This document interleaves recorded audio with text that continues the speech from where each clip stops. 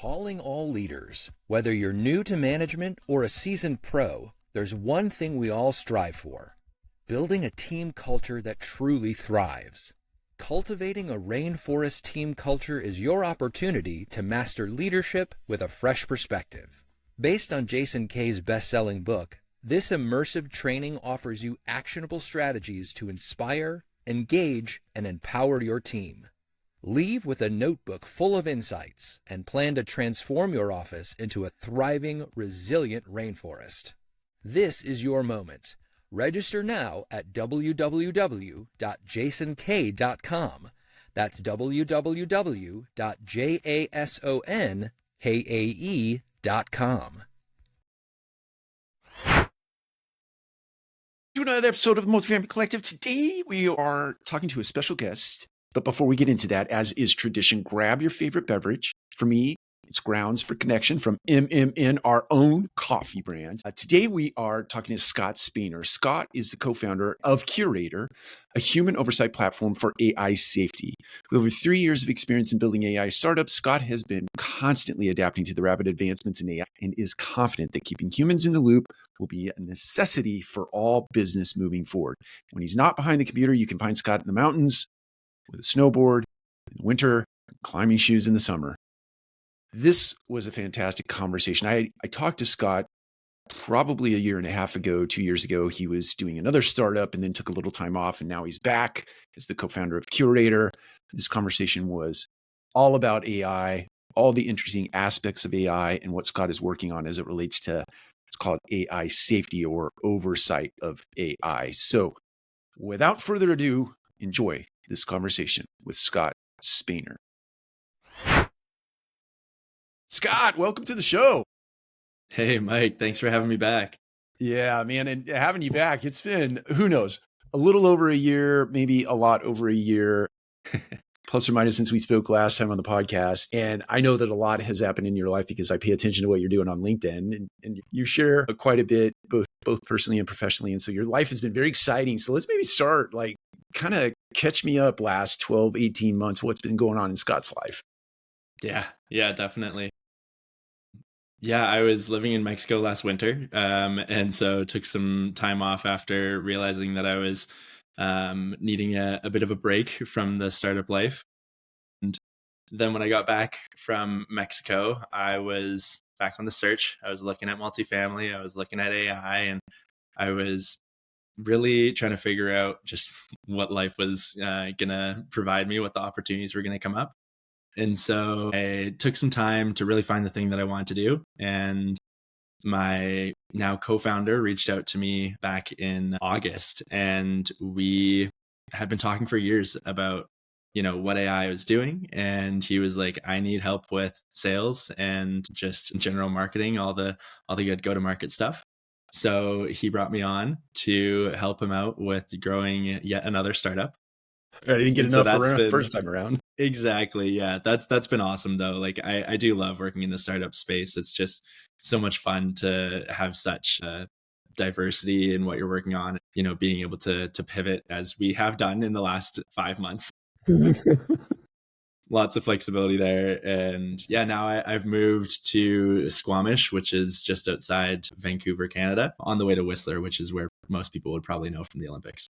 Gotcha. Yeah. And I before we move on, that's just an absolutely incredibly beautiful part of the world. I've not been to where you live, but spent a lot of time in Vancouver, lived in the Pacific Northwest for a long time. And it's God's country as far as I'm concerned. Yeah, definitely. My brother actually owns a outdoor ecotourism company in Vancouver, and I'm going to be helping him out with marketing pretty soon. So you'll see some content coming up soon about how beautiful it is up here. I'll keep that for my wife. Otherwise, we'll be up there very quickly. Well, you sort of teased there as it relates to working back in the startup community and a theme around AI. And I'm just, before we actually dive deep, obviously AI is a trend. What is fascinating about that world to you that you're like, I'm back in the startup world. I'm excited about coming to work every day, waking up and building something, pivoting. You started out one thing, now you're sort of pivoted to a different thing. But what is really most fascinating to you about AI? Yeah. I mean, that's a big question for sure. It is, yeah. We'll get deeper in a second. Yeah, for sure. The scope of AI is something that I think people are looking at it as, a bit of a trend, but really it's something that is more of a paradigm shift in how we look at work today and how we interact with what's, bringing us meaning and kind of giving some people purpose. Because while we look at everything that AI is generating and we're like, oh man, this isn't, very intelligent and it's definitely artificial.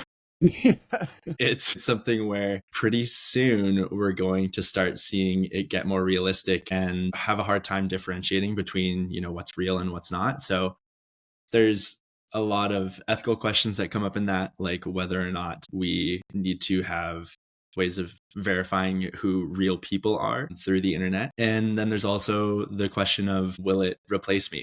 Everyone's a little bit worried about that, I think, especially in the space where we are doing work online and robots are obviously going to do work online. The physical jobs are going to be taking a bit longer to replace. So we're the ones who are kind of thinking about it first. And all that's, really, really interesting to contemplate and a little bit difficult to tackle. But I think what's got me most excited about it is that when we look at all these, new AI companies that are getting built, a lot of them are using it for a buzzword. They're kind of just building automations, and it's a new type of automation where instead of it being, logic based and very XYZ predefined, you don't have to define anything other than the scope of what it needs to do. So it's a little bit more broad. It's starting to get into a thinking type capacity, but there's still a long way to go in that realm. And so let's sort of, I'll say double click. I said I would never say that, but let's double click on that. So I think what I'm hearing in that, especially the end part of what you just said, is sort of this agentic workforce that's going to make its way into the work world and probably into your personal life as well, right? Mm-hmm. And so there's this. I just posted about this today. So when I say the words command and control, what do you sort of feel? Yeah, it's a little bit daunting. It's a little concerning to think about that sort of thing. And I guess the follow-up question to that is, do you like the idea of being commanded and or controlled as a human? Personally, no. I wouldn't No. say I enjoy that.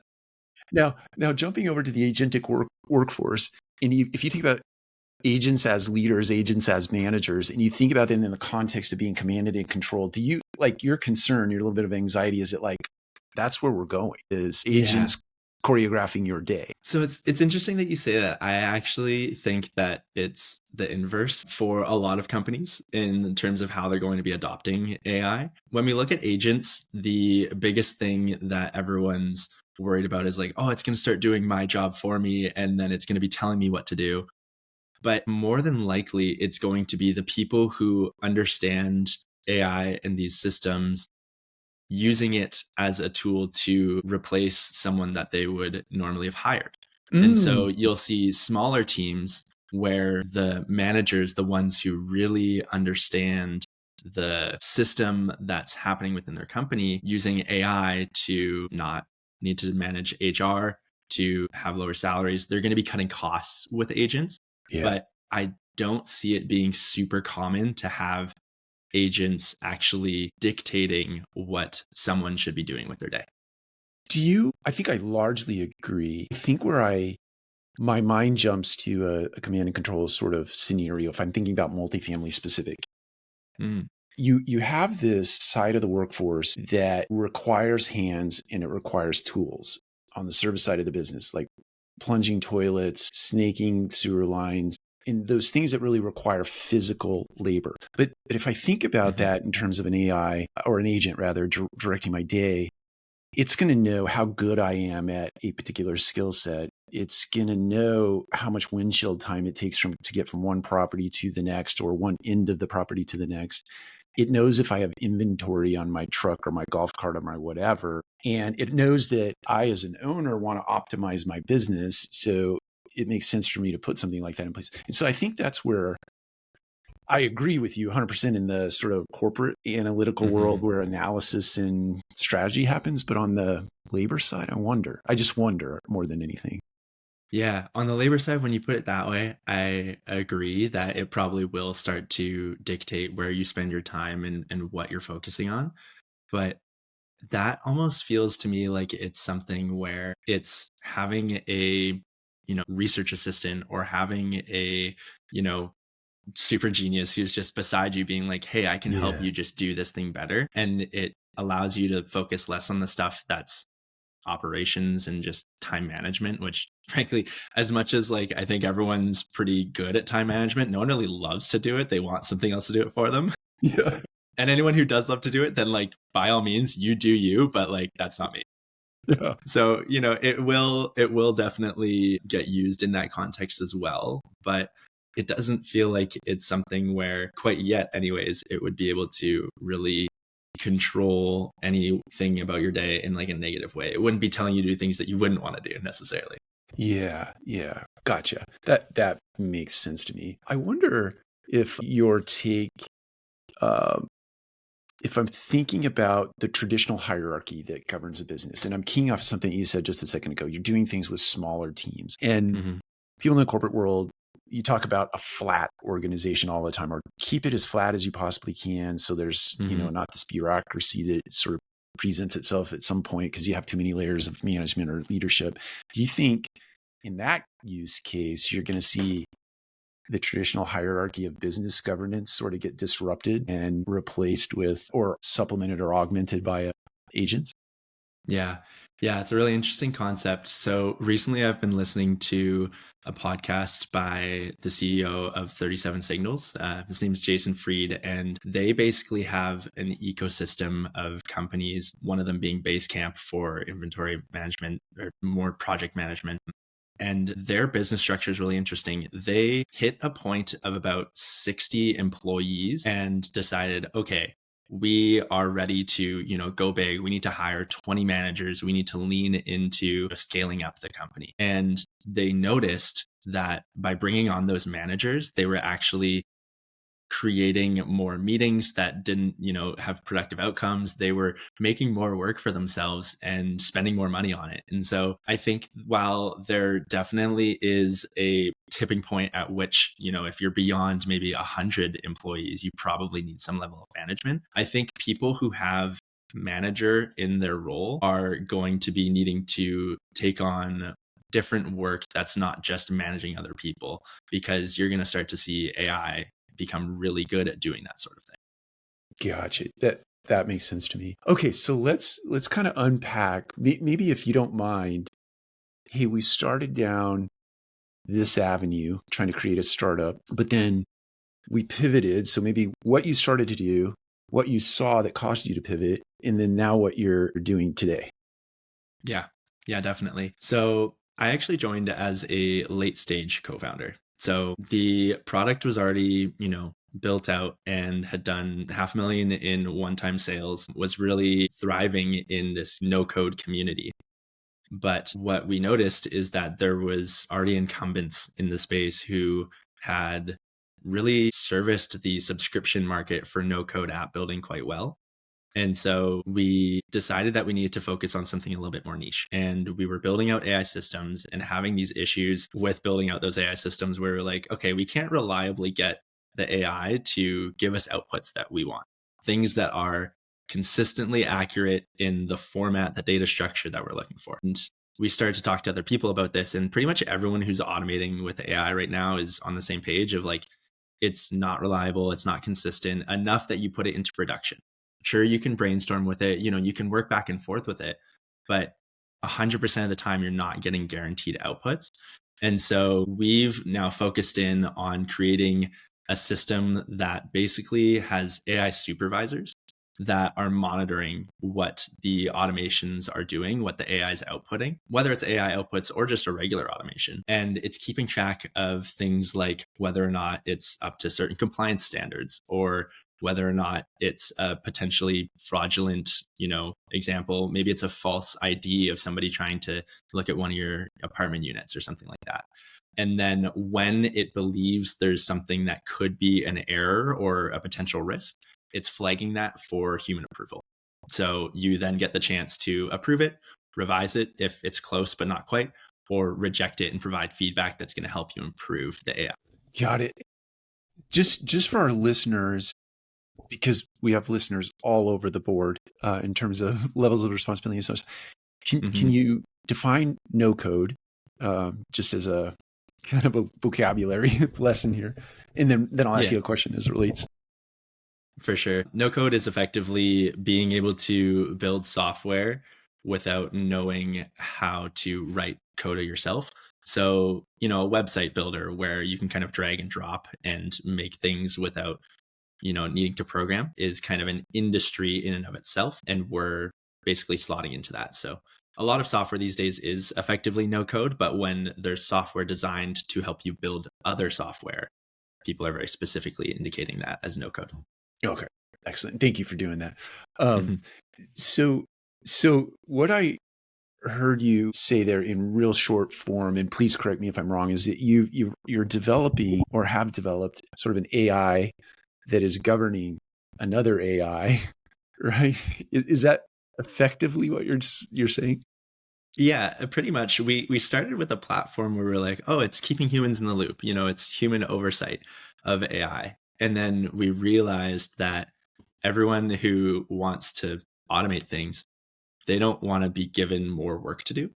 And so we're like, okay, that makes a lot of sense. Actually, we're giving you more tasks to keep things safe, but it's annoying to have to constantly approve things. So then we figured we would work backwards and say, how can we, make AI safe for people to use without overwhelming you with more work? And the AI supervisors came into play. They are, effectively kind of like your AI safety agents. The AI, I shouldn't say people, they are the AI agents that are just monitoring everything, making sure that you've got good quality assurance and that you're just keeping things in line. It's kind of the safeguards of your automated system.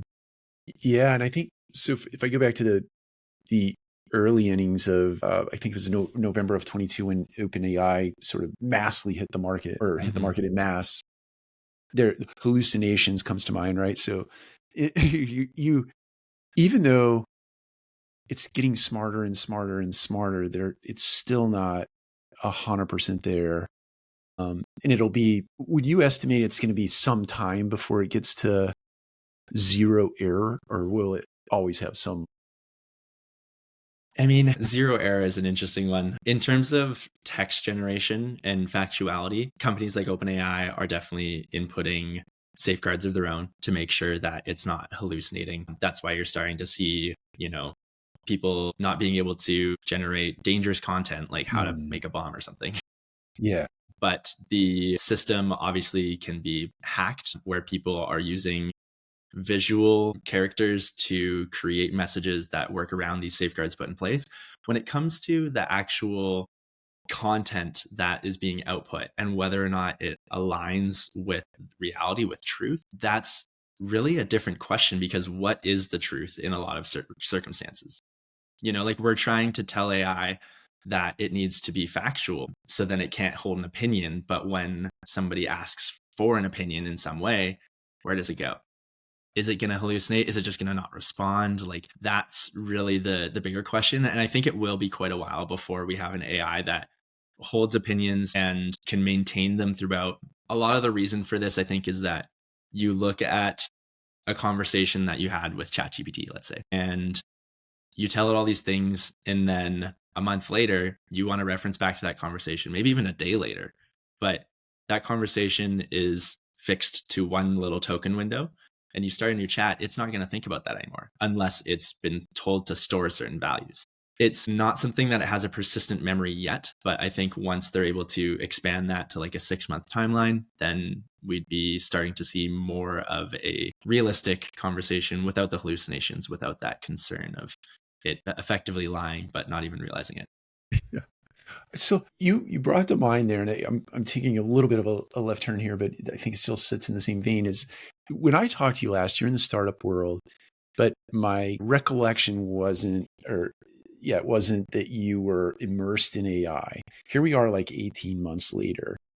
You went on a rampage to learn as much as you possibly could. So I'm interested, what did you do to get yourself immersed in the topic? Obviously, we're in the very early innings, even though AI is whatever, 80 years old, 50 years old. I mean, it's been around forever and went through summers and winters and springs and falls. But what did you do? And then what are you doing?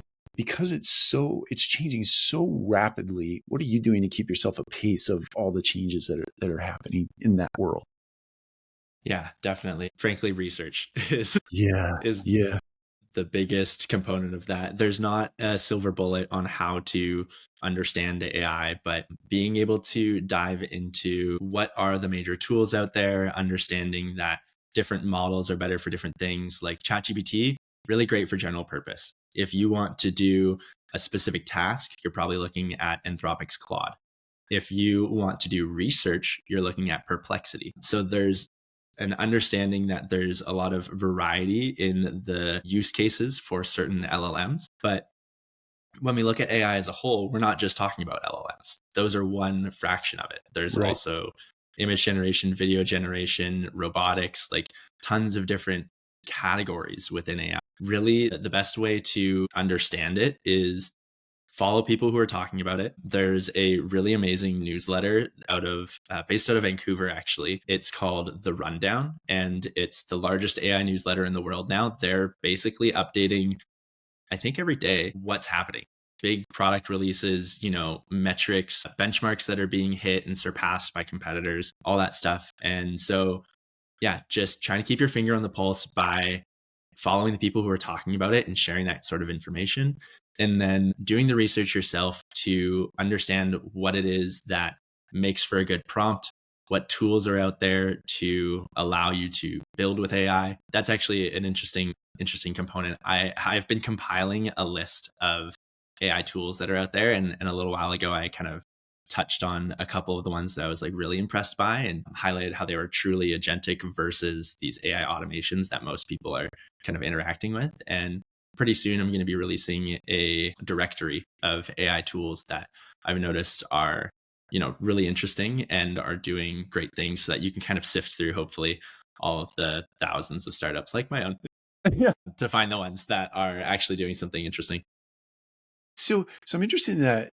When I hear the word research, a lot of things come to mind as it relates to the resources that we use to do our research. And I'm just wondering, and I know this is probably different for everybody, but I'm interested in how it applies to you specifically, and maybe is more broadly adopted. But your research model, I imagine, is some narrative, some newsletters, some readings, some things of that nature, where you go deep dive and you get other people's perspectives.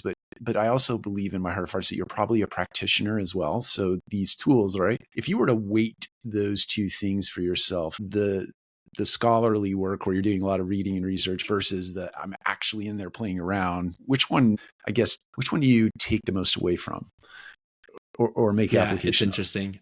I would say I initially spent a lot of time doing the research, understanding basically what was out there, because I didn't even know where to start, right? I didn't have the tools in my tool belt to work with other than ChatGPT and like these, basic ones that everyone's kind of talking about. Mm-hmm. Once I got more ingrained with the tools that I found that are, really quite interesting, I've had the most learning from building with those. It's been much more powerful to, see the inner workings of like what makes an agent. You can read about what makes an agent, but when you start to understand, okay, this system is designed to recurringly go back and run through this high level objective and find different paths to completing it and then doing that again and again and again, it's really insightful to understand, okay, this isn't just a, basic automation that's telling me to, do this, or I'm telling the program to do one thing in a very set series of tasks. And it's more thoughtful. It's really starting to look at a lot of bigger picture stuff. You're connecting it to different tools and telling the system which tools are helpful and why they're helpful. And then it decides whether or not to use it. So that sort of thing has been fascinating and is where I've been able to learn a lot quicker. But in order to know which tools to work with, you either need a directory like the one that I'm going to be sharing soon, or you need to do the research yourself. And so, understanding how it works. And then even then, within those tools, a lot of the time, there is a need for prompt engineering. So whether you're taking someone else's prompts or learning the structure of what makes a good prompt and building them yourself. That's something that I think everyone needs to focus on. Yeah, definitely. So based on your research and or your being a practitioner of these tools that are out there right now, or even the tools that you're applying to your own business, your own startup, what seems to be most fascinating or interesting to you? If you're sort of, I'm going to stop short of saying the horizon way out there 5 years from now, because who knows, right? Like, let's say like 5 seconds from now. But anyway, what seems to be most interesting to you in terms of like, if you were predicting where we're headed in whatever aspect, what do you find interesting, most interesting? Mm-hmm. Yeah, that's an interesting one. I mean, there's a lot of different avenues that things can go, but if I'm looking beyond like the next year, I would say, Okay. I think robotics is probably where things are really going to start to change. That and the way in which we interface with technology, the hardware that we're using, the concept of AR, augmented reality, where you're wearing glasses and those glasses are using vibrations instead of your earphones to allow you to hear something from them. So it's not a speaker, only you're going to hear it, but you're wearing a set of glasses. So you can talk to your AI agent that's ingrained into your glasses. If the hardware gets small enough, then you'll actually have a fully functioning agent on device. So it's not connected to the cloud. You're not worried about data like breaches. You're not worried about getting hacked. It's something that's stored directly within the device, and it's allowing you to interface with the world in a completely new way. It's something that I'm predicting will replace phones eventually, whether it's glasses or some sort of wearable. There's a company that released like a little it's almost like a sticker that you put on your temple, and it's this like AirTag sized device, and they're saying this is the interface of the future. That one is a bit futuristic to me right now, but I see that sort of thing kind of being the direction that we're moving in how we just interface with information in general. So you brought to mind something that has just been, let's say, wearable, right? Whatever it is, glasses, this thing on your face or your temple. Mm-hmm. If I walk up to you in a public setting and we're having a conversation, these devices have the ability to like record that conversation, right? And unbeknownst to me, you might be wearing that thing. I have no idea that you're making a record of our conversation. How do you think about, and I may or may not like that idea, Mm-hmm. but your device is not going to know that. And you may not go, hey, by the way, I'm recording everything that we're talking about. How do you think about it? Unlikely that there'd be consent given in like a very direct way. Funny component to that, almost the devil's advocate, is we're kind of already there. Yeah, you have it in your that's pocket fair. instead of on your face. Like it's one of those things where it will change the way in which it's able to collect data. Like maybe it has a camera and can see like the meta glasses and stuff, but it's up in the air whether or not the data collection will become more regulated. I think a lot of people do want to opt out, but it's something where we've already been opting in without reading the terms and conditions for so long that No way. we might be a little bit beyond that. And the funny thing is about all of this is like, I'm not an AI maximalist. Like I do have my worries. And I was talking to a guy the other day who has been working in cybersecurity for a while. And he was like, I'm a ghost online. Like he is not on any socials. He had MySpace back in the day, but that was it. And he's telling me about how he's very happy to be kind of removed and not too out there. But he also mentioned that like if you do decide to take a step back and try and remove yourself from this data space, that's going to be the thing that AI systems focus more attention on, because you don't find a stealth plane in the sky by looking for the plane. You look for the spot where the sky isn't the sky. Yeah. You find that missing data point and then you focus in on that. And that's going to be the same thing for people who are kind of removed from the digital landscape. They're going to be the ones who get more attention because they've intentionally taken themselves out. So it's one of those things where you don't really get much of a say at this point anymore. And I think that's just a bit of a fact of society, which concerns me. Frankly, I'm not a huge fan of that, but it is what it is. Yeah, I do agree with you. It's I mean, you go back, you mentioned MySpace, you go back even further. I think there were things that were starting to collect our data. I mean, the second that AOL little ring or sound, that's, it all started, but they started collecting data at that point, but, or even prior to that. Yeah. But it is a fact of life now. And I think under the guise of convenience, you've given up a lot of your data and your personal data in order to function in life a little more seamlessly or not flawlessly, but easier, I guess. The word's escaping me at the moment. But okay, so bringing everything to sort of a wrap here, I'm interested in, we talked about like some broad stuff, a little more nuanced stuff. Is there something you'd love for our audience to know that I haven't asked about or touched on? We have a chance to talk about your company a little more in a second, but just broadly speaking, things we haven't talked about that you would think would be valuable. Yeah. I would say that everyone needs to be more cautious than they are of ways in which people are going to use this newer technology to cause harm, or, everyone needs to be a little bit more skeptical of the way in which they interact with, what's in their environment. Some examples of this would be my Nana, my grandma. She received a phone call last year from my cousin saying that he was in jail and needed bail and all these things. It was his voice, everything. But when he called her grandma and not Nana, as we do in our family, she was like, no, this isn't my grandson.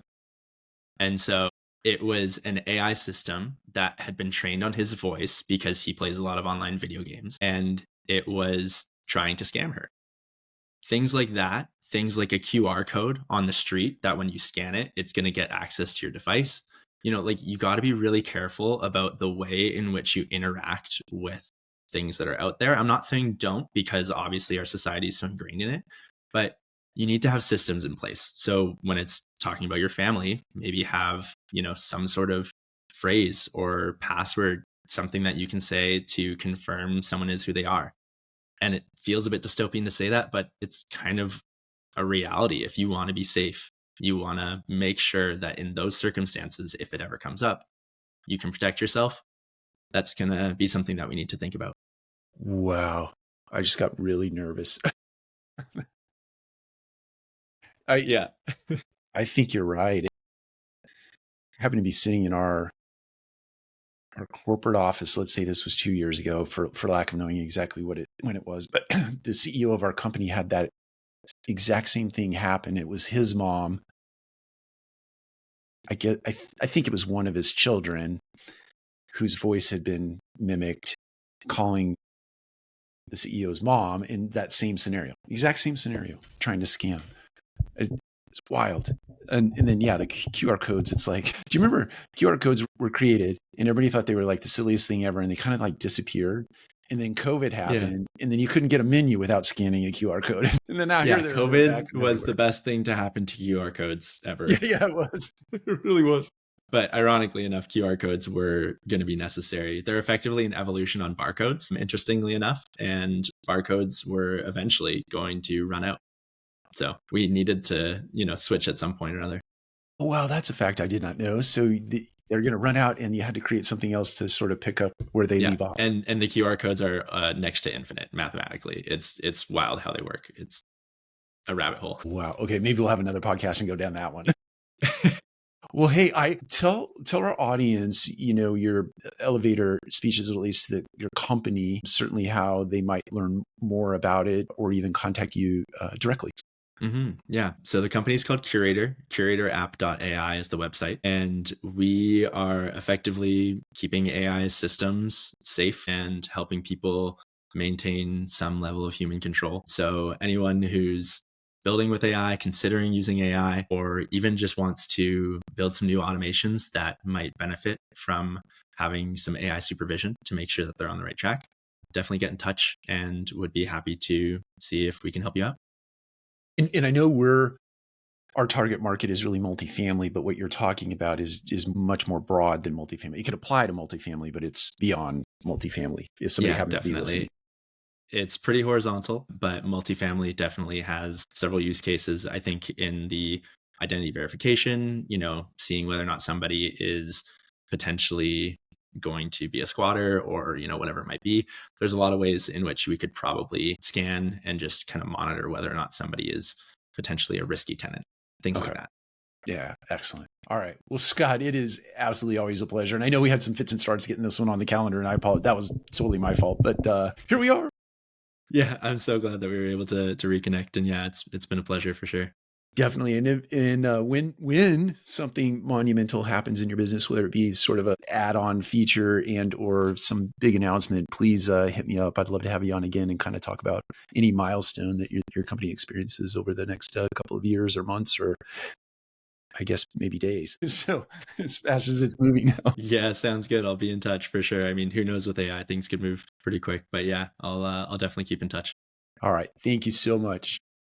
Cheers.